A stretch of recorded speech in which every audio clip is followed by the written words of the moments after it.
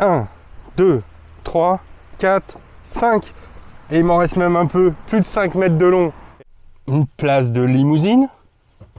7 places. 2 tonnes et demie. Ah, c'est 2021, on vend pas ça ici. Et sous cet énorme capot, on a un bon vieux V6 3 litres, 350 chevaux. Non, il y a un truc louche, je comprends pas. C'est pas normal. Je crois que le secret, il est là. Plug-in hybride. Et oui, après Saint-Martin et l'essai du Hummer H2, on continue avec les gros trucs américains. Cette fois, on n'est non pas à Miami, mais on est en Guadeloupe, parce qu'il est vendu en Europe, le Ford Explorer. C'est bizarre quand même.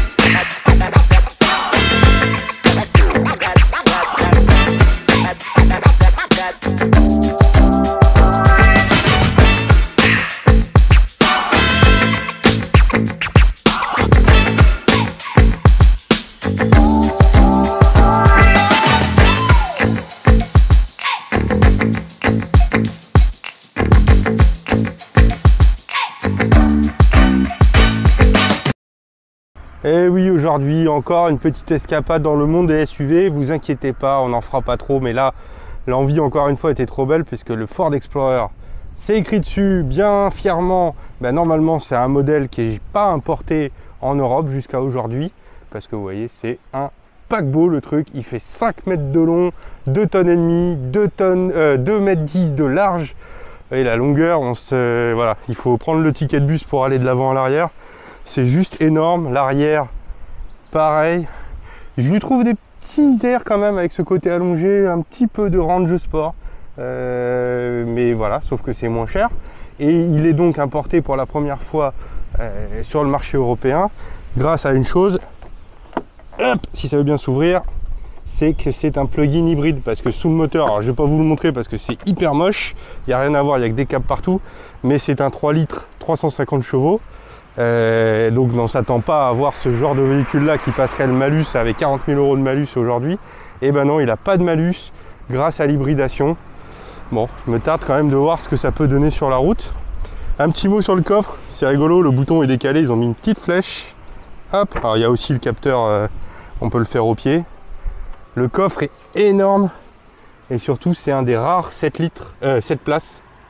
Il y a même un petit bouton, on peut ouvrir une des deux sièges ou alors carrément les deux en même temps. Et vous voyez, c'est électrique. Et là, on se retrouve avec 7 places. C'est franchement assez rare. Donc une voiture de 7 places sans malus, avec en plus un bon vieux V6 à l'ancienne, je trouve que ça avait la place sur la chaîne.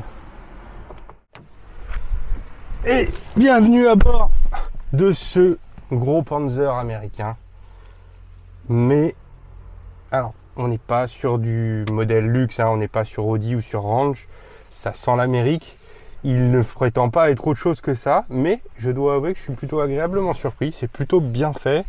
Voilà, c'est pas du luxe, on n'a pas des finitions de fou, on a un cuir qui est assez épais, qui n'est pas le plus beau cuir du monde. Mais ça fait le job. Il y a plein de petits détails sympas, des petits encadrements chromés à gauche à droite, un petit... Voilà, j'aime bien, j'aime bien. Alors ça, vous le savez, je suis moins fan. Les sièges sont électriques. Vous voyez, la position de conduite revient automatiquement quand on démarre. Et on est tout digital, hein, on est en 2021, c'est vraiment un véhicule moderne. Vous savez que je suis moins fan, si vous me connaissez un peu, de ces tablettes. Alors là, ils ont carrément poussé le vis jusqu'au bout, à la mettre en position tablette verticale. C'est bien fait, c'est bien intégré. Voilà, c'est juste pas ma cam, à la limite, laissez-nous mettre une vraie tablette, dans ce cas-là, aller jusqu'au bout. Hein. Et comme c'est un modèle très américain, il y a deux choses. Des gros porte-gobelets et une grosse sono, ici en Bang & Olufsen. Pour ceux qui veulent de la musique à fond, c'est nickel! Siège massant avec des programmes de massage qui sont disponibles via la tablette justement. L'écran numérique qui est très lisible, qui est assez joli. Je sais qu'alors, suivant les drive modes, on a des classiques maintenant drive mode, hein, plus ou moins énervé. Le compteur va changer de design pour s'adapter justement à ce qu'on a pris. Donc on a normal, on a un mode faible adhérence quand il pleut ou quand il neige. Bon, ici la neige on ne l'aura pas. On a un mode gravier et on a un mode éco qui va privilégier l'électrique, on va en parler, et un mode sport pour avoir plus de réponses. Donc on a vraiment plein de drive mode. C'est assez sympa. C'est un autre équipement que je ne vous ai pas montré, c'est qu'on a ici, un peu comme sur le Tucson, mais c'est vrai que c'est un peu plus historique sur les modèles américains, on a la climatisation dans les sièges, donc les sièges sont ventilés. Donc même si on a du cuir, finalement ça reste extrêmement agréable. On va y aller, un petit tour de molette. Alors je suis pas fan, elle n'est pas très agréable à manier, et en plus on voit avec le soleil qu'on a ici, on ne voit pas très bien dans quelle position on est. Avec les lunettes de soleil, je vois rien, je suis obligé de les retirer. Donc on passe donc en mode D. Il y a un bouton manuel au milieu, je ne sais pas si on jouera avec. Alors comme vous le voyez au démarrage, elle est très silencieuse, très douce, parce que c'est une électrique. En démarrage, elle roulera 100% en électrique, il n'y a pas de bruit pour l'instant. On n'a pas une grosse autonomie. Là, je suis à mi-charge, on a encore une 15-20 km d'autonomie. Donc, il ne faut pas espérer faire des gros parcours en électrique, mais ça va surtout permettre de faire baisser la consommation, alors qu'on a encore une fois une voiture de 2,5 tonnes avec un V6 3 litres. Là, la voiture, elle a à peu près 1000 km et ça m'annonce une consommation moyenne de 6 litres 1, comme un diesel. Bon, on n'a pas encore beaucoup roulé, donc avant de vous parler de mes premières impressions de conduite, je vais quand même vous parler de la position de conduite, qui est sans surprise très typée SUV. On est bien, on est très en hauteur par rapport à la route, par rapport aux autres. On se fait remarquer, hein, je peux vous dire que voilà, la voiture, elle attire l'attention malgré le fait que ce soit une Ford. Donc je vous disais, la position de conduite est plutôt bonne. Les sièges manquent un peu de maintien, mais bon, voilà, c'est pas une sportive. Hein. Ils sont pas inconfortables, mais un petit peu de maintien en plus. Moi, vous savez que j'aime bien ça, ça me manque. Et le volant, on retrouve un volant typique de chez Ford, donc assez épais, on l'a bien en main, une jambe pas trop grosse, ça a l'air assez agréable, la direction est douce, et en tout cas en ville pour l'instant les suspensions, pareil, filtrent bien, on est dans un silence, on est vraiment dans un Pullman. Allez, on va s'aventurer un petit peu avant d'aller sur la voie rapide, sur les petites routes. Là, vous voyez le Dodane. On le mange dans un confort royal. Je suis curieux de voir voilà, ce qui est 2,5 tonnes, ce que ça peut donner sur des routes. Alors là où ça pose problème, c'est que on est large, hein. On fait quand même 2,10 m. Donc là ça va, ici la route est assez large. Mais à mon avis, quand on va arriver sur des parties un peu étroites, il va pas falloir croiser trop de monde.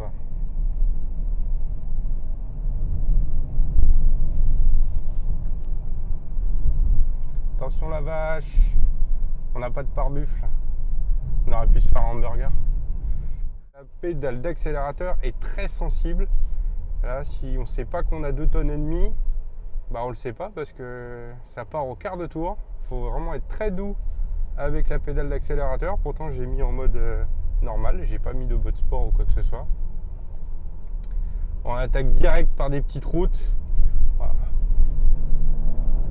Ah ouais, tout de suite ça tracte, hein. Malgré les 2,5 tonnes. Maintenant il faut faire attention parce qu'il faut arrêter le bousin après, hein. Ah, un bon gros Dodane, boum, boum, on l'avale comme si on était avec une Citroën avec des suspensions pneumatiques. Non, c'est assez agréable. Alors, c'est rien à voir avec le Hummer, là c'est clairement un vrai véhicule utilisable. Le moteur est performant. Allez, dès qu'on appuie. Ouais, par contre, le train avant, il faut le placer quand même, hein. Et alors les freins. Oh. Bon, c'est pas fait pour ça. Ça le fait, plus que ce que je pensais. Mais c'est quand même pas fait pour ça. C'est plus fait pour tracter la Lotus derrière, hein. Ou le bateau, ce que vous voulez. On revient sur une route un peu plus large parce que là sur la route étroite, c'est vrai qu'on se sent un peu à l'étroit, hein. On fait attention quand on croise des autres voitures. Dès qu'on revient sur une route un peu plus large, là, bah, voilà, il reprend tout son sens le véhicule. On est vraiment dans un confort incroyable en termes de suspension, de reprise, d'agrément global. C'est vrai qu'on a...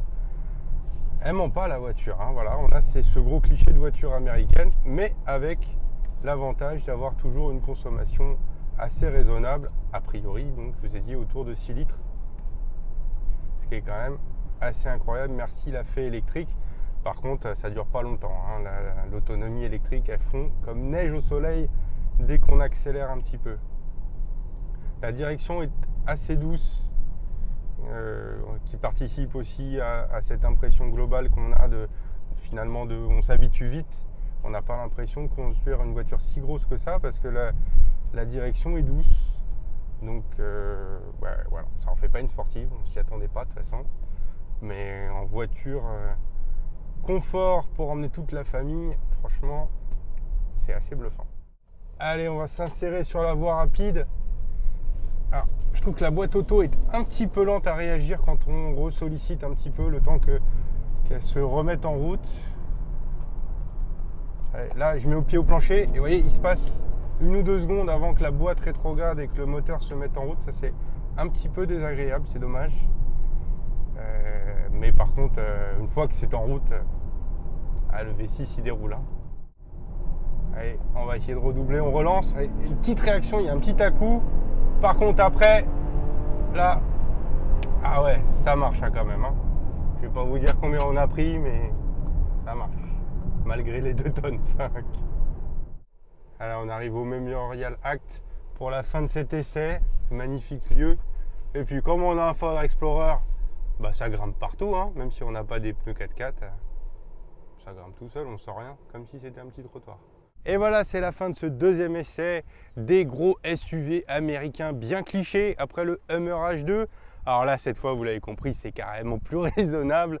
Les consommations sont totalement raisonnables au quotidien, comme un diesel. C'est hyper confortable. Ça reste gros, donc il ne faut pas avoir des trop petites routes, mais ça reste quand même beaucoup plus exploitable que le Hummer. Franchement, ça en fait pour moi la voiture un peu parfaite pour celui qui a une grosse famille, qui a envie de donner ça à madame pour la semaine et pour emmener la voiture de circuit sur la remorque le week-end, ou ici, vous le voyez, plutôt le jet ski ou le bateau.